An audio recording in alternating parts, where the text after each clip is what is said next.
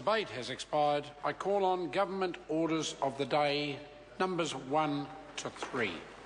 Food Bill Committee Stage, Vulnerable Children Bill Committee Stage, Veterans Support Bill Committee Stage.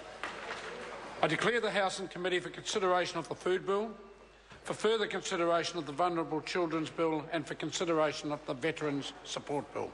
Mr. Speaker. Mr. Chairman.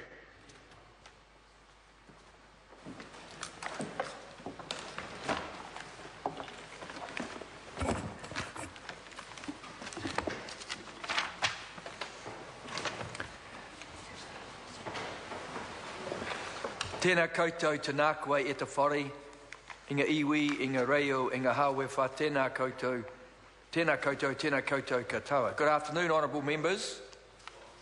The House is in committee, and we are in committee for consideration of the Food Bill, further consideration of the Vulnerable Children's Bill, and consideration of the Veterans Support Bill. So I'm asking members to first turn your consideration to the Food Bill, and the question is that Part 1 stand part, and it is a debate on clauses 3 through to 18.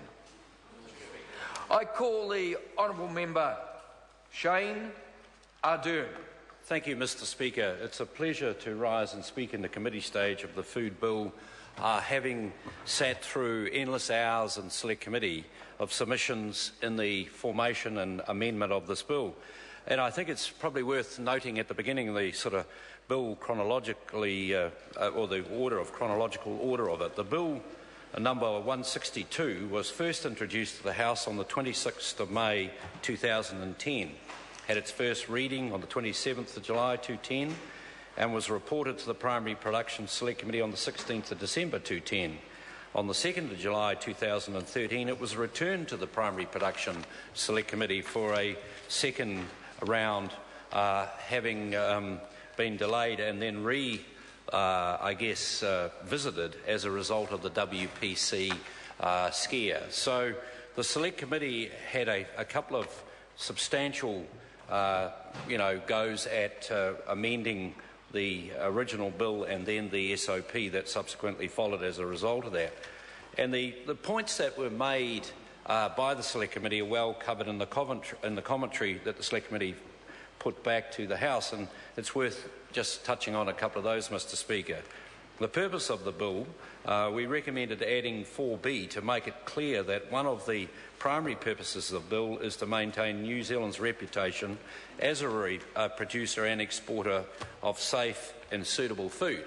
And I think that cuts right to the nub of what this bill is about at one end of it, Mr. Speaker, and that is that New Zealand is an export nation of protein-based and other types of food, but predominantly protein-based, which have the opportunity, I guess, within them to carry all sorts of potential dangers in a food safety, from a food safety point of view. So to have a robust legislative framework around controls and government responses to those type of risks from a reputational point of view is an essential ingredient to New Zealand's economy, more than I think most people realise, given that something like 72 to 73% of all export earnings from New Zealand come from our primary sector. So that was a major consideration in the deliberations on this bill, Mr. Speaker. At the other end of the spectrum, of course, you have the small fundraising committees, etc., Lions, Rotary, Marae, School Calf Days, those kind of things, where there was a pretty heavy-handed bureaucratic approach. And so it was decided that there must be a better way, and through, like I say, a long process, we, I think, believe that we've arrived at a point where we have achieved that, Mr. Speaker. So I look forward to debating various parts of this bill as it moves through the House, Mr. Speaker. I call the honourable member Reno Terakatini. Thank you, Mr. Chair.